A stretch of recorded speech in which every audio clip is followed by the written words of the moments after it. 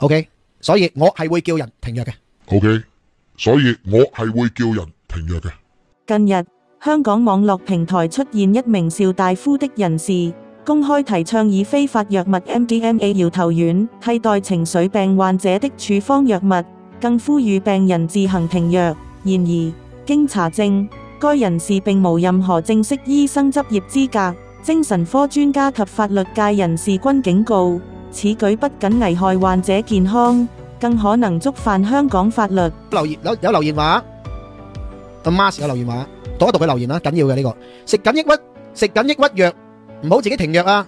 其他自然療法可以雙管齊下，但係唔好立刻停藥啊！咁，對唔住，我要話俾你聽，全部見我嘅病人，佢哋都係會停藥7天先見我嘅，每一位都係。而我見嘅大部分需要食藥嘅病人，見完我之後，佢都唔需要再食藥。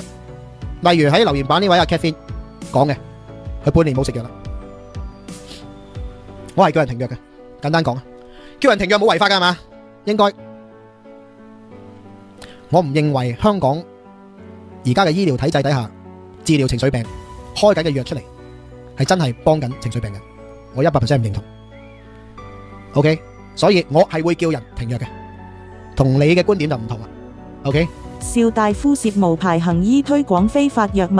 據網上流傳的貼文及對話記錄顯示，邵大夫在多個社交平台及討論區，如 Telegram、YouTube 等聲稱 MDMA 能快速改善情緒問題，並建議情緒病患者停用醫生處方的抗抑鬱藥。然而 ，MDMA 在香港屬危險藥物條例下的一級管制毒品，販運、宣傳或教唆他人服用均屬刑事罪行，最高可判終身監禁。更嚴重的是，該人士並無註冊醫生資格，其行為可能同時觸犯醫生註冊條例，涉及無牌行醫。執業大律師指出，若證據充足，當局可追究其法律責任。專家警告， MDMA 治情緒病毫無科學根據，停藥風險極高。香港精神科醫學會代表接受訪問時強調，現時沒有任何國際醫學指引認可 MDMA 作為情緒病的常規治療方法。相反， MDMA 具有高度神經毒性，長期服用可能導致血清素耗竭、加重抑鬱及焦慮症狀、記憶力衰退、認知功能受損。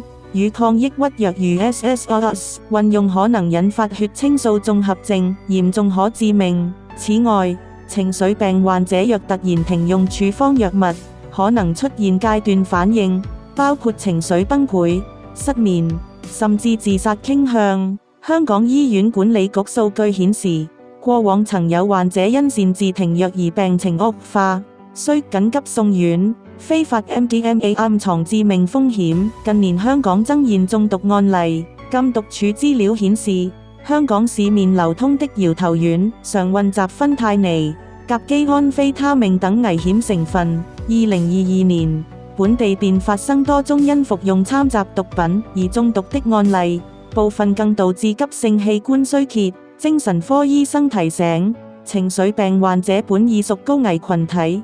若誤信網絡建議服用來歷不明的藥物，後果不堪設想，法律後果嚴重，市民應即舉報。法律界人士指出，邵大夫的行為可能涉及以下罪行： 1. 危險藥物條例，教唆他人吸毒，非法推廣毒品，最高刑罰為終身監禁； 2. 醫生註冊條例，無牌行醫，最高可判監3年及罰款10萬港元。呼籲公眾，若發現類似宣傳，應立即向警方毒品調查科25271234或衛生署舉報。情緒病患者應遵從醫生指示，切勿自行停藥或嘗試非法物質。如需協助，可聯絡以下機構：香港戒毒會熱線25743300，醫管局精神健康專線24667350。密信網絡偏方保障健康與法治，網絡資訊泛濫，但錯誤的醫療建議可能致命。香港作為法治社會，絕不容忍無牌行醫及毒品推廣行為。市民應提高警惕，並支持執法部門打擊此類危害公共健康的非法活動。本文資料來源：香港禁毒處、醫院管理局及法律界人士。